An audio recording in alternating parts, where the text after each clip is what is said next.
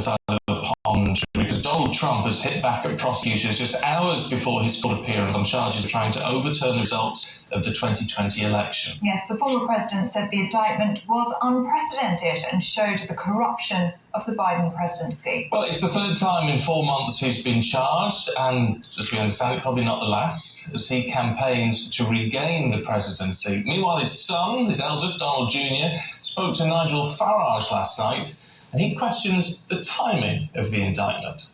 You know, I don't believe any of this has anything to do with January 6th. If it did, and if January 6th was everything that they said, why, Nigel, did they wait 2.5 years to charge him? I mean, the people that were there that did those, they were charged that day.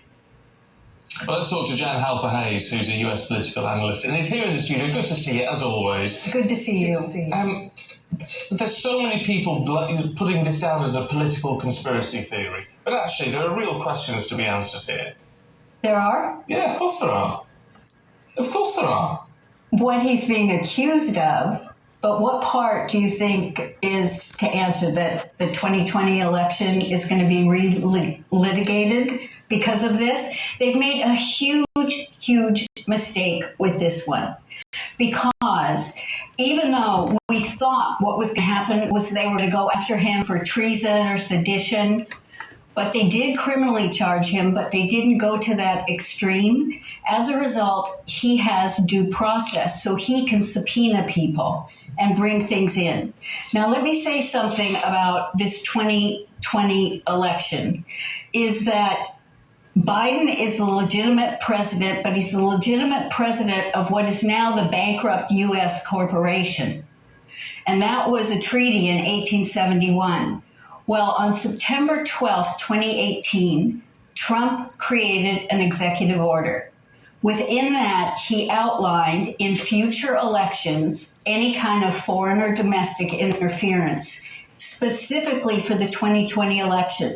So we say, how did he know some of these things were going to happen? Election integrity on both sides of the aisle is tough. It's really tough. But what this has done is it's opened the door for Trump to present his case. Well, that's a good thing, isn't it? Because what we see on this side of the pond is a very difficult situation where the legal system is politicized in the United States, which is abhorrent to us over here. So the fact that Trump can subpoena, some people saying it's a mistake by Jack Smith, but actually he can subpoena, people can actually see evidence from both sides. That's a sensible move. Exactly.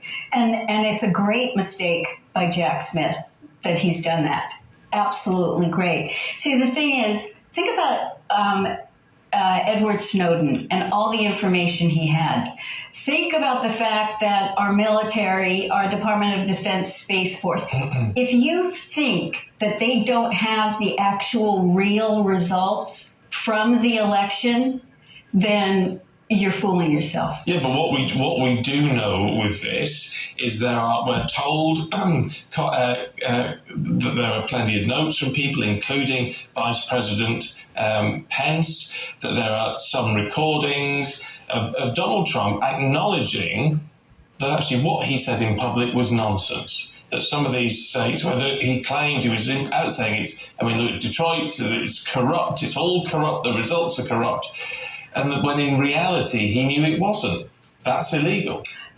But you know what? That's what someone's claiming, but that's not the fact, and that's not what Donald Trump really has ever said. He's been very, very clear. I mean, the issues were, for example, in Pennsylvania, the Supreme Court of the state of Pennsylvania stepped in and changed some of the election laws. Under our Constitution, it's only the state legislators that can do that.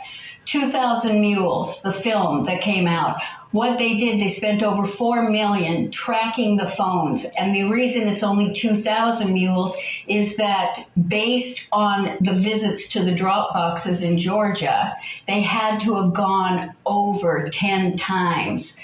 And they've got all the film for that. So the thing is that the election integrity is so different and so problematic in every single state.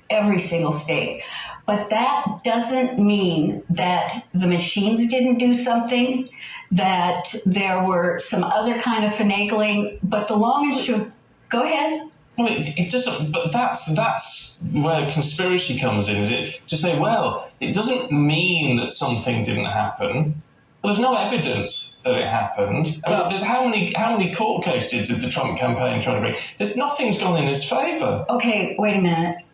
Everyone, the media goes, oh, there were 60 court cases that were rejected. No, there were 3. He won 2. He lost 1. 57 were never heard because they had no standing. And standing means that the person bringing the case has to claim some kind of impact or injury. So it's really, the media did that, and they're great at doing that, but it was a fallacy in there. And the thing is that, I sit on a task force at the Department of Defense. And the thing is, they've got the goods. They've got the goods. And Trump knew that if he presented any of the goods early on, we'd have a civil war. That he really felt that the people needed to see how bad it could get. And that's the sense that we're getting from Trump's lawyer about what his defense is going to be. So this is all going to be based on free speech, the First Amendment in the US Constitution, that he had a right to say what he believed. And he believed that the election results were not as was put out. But the point is, if you live in a democracy and you believe in a democracy, then that means that even if you don't like the outcome of an election, you respect that because it's a democratic vote. Well, a democratic vote, and so therefore he should be silent about it. He has a right to speak, but the issue, of course, is if he then acts to subvert that election result. Oh, so that because you think he's being criticized because in Georgia he said, can you find me 12,000 votes? Or, the thing is, he didn't try to subvert anything. What he's really done is he's set up the deep state to come out, and that's why we're seeing all these things. I mean, it was revealed with whistleblowers and Hunter Biden's ex-best friend that in 2015, the head of Burisma gave Joe and Hunter Biden $10 million bribe. In 2018, Joe is on TV publicly saying that he threatened that unless they got the prosecutor fired, that he wasn't going to let them have their $1 billion in support. In 2019, Trump calls Zelensky to find out about what went on to get the prosecutor fired, and he gets impeached. I mean, we've lived with it for a long time. We're almost at a time. I just want to pick you up on one thing you said earlier on. Donald Trump has been very clear on this. Is he a man that you believe? I mean, look, he's about believable as a chocolate teapot, isn't he? Look, I know that. Thank God you got the negativity in at the end and not the beginning. I can always count on you for that. Always. But it's a legitimate point to say that Donald Trump is a man who always speaks the truth. That can't be the case. I mean, it's hardly the case of any leader, to be fair, but I mean, definitely not Donald Trump. Well, I don't know if I said everything or always, because I do call him the embellisher in chief, because he's a marketer. But in terms of telling us things, optics, you better believe that he's very much a straight shooter in terms of actions that he's going to take or what he thinks needs to be done. They made fun of him because they assumed he broke protocol and walked in front of the Queen. No, if you go back and look at it, you will see he looked at her. She gave a wave with her hand. He proceeded. She took a couple of steps, he stopped, and he waited for her to join. That was an optic to tell us that he then was going to bankrupt the U.S. corporation because it was the Vatican, the Crown, and the U.S. that was part since 1871. And we were giving you our tax dollars. We were paying back. Forget this Tea Party and without taxation, without representation. We owed you a lot of money because you helped us in the Civil War.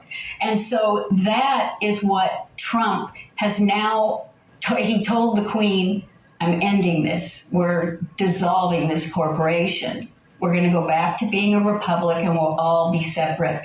The Pope wasn't happy. You should find the picture of him visiting the Pope. It took 650 planes to remove our gold from the Vatican Bank. I'm not very happy about it, Jan, to be perfectly honest. We could do with your money at the minute. Keep it flowing nicely.